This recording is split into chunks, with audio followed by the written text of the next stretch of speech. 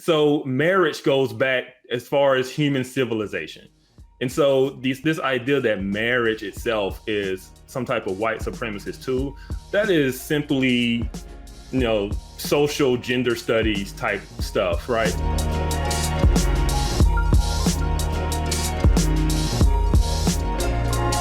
What about the argument that is going around right now that regardless of your like ethnic preference or who you're marrying and things like that, that marriage itself is a part of white supremacy, which and here let me explain the argument. So the argument is that marriage is part of white supremacy because marriage goes to further the capitalistic mindset, the capitalistic culture of America, and capitalism itself being a part of whiteness and white supremacy. Whereas when you look at maybe some of the Eastern cultures or, cultures outside of America that don't have a huge value on capitalism, the goal in marriage or partnership is usually to raise the children, to have the children, to raise them and make sure that they, are alive at the end of the day when they are,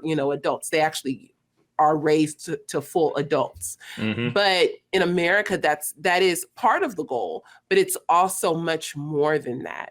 And so when I read that, I was like, I don't know how I feel about this. Something about it doesn't feel right. Mm-hmm. Oh, so my thoughts on that is sometimes we're just too educated, right? that you have to get educated to a certain philosophy and worldview to even believe that, right? I mean, the world didn't start at the founding of America, right? So marriage goes back as far as human civilization.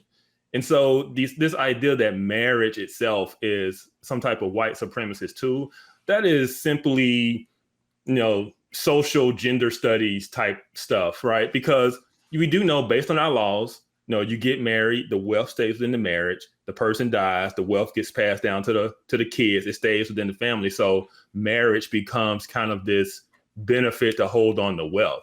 Well, if you come from a mindset where you kind of have this socialist, Marxist type of mindset where you want to be able to grab wealth and distribute it as you feel pleased, then you're going to say, this whole idea of marriage is oppressive, right? It is holding us back. And so I wouldn't go there. I wouldn't say that. I think the human condition, we need each other. Men and women need each other. We desire marriage. I don't care what culture you find, you're going to find a form of marriage, right? And so this idea that this trend, I should say, that we don't need marriage, we need to break up the nuclear family, we need to just kind of recreate our own thing. I've seen a lot of these kind of discussions, and it's almost as if people have realized something is broken, something's not working.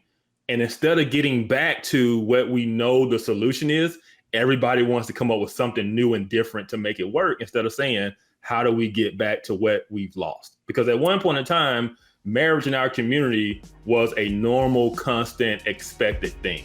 And we lost it along the way.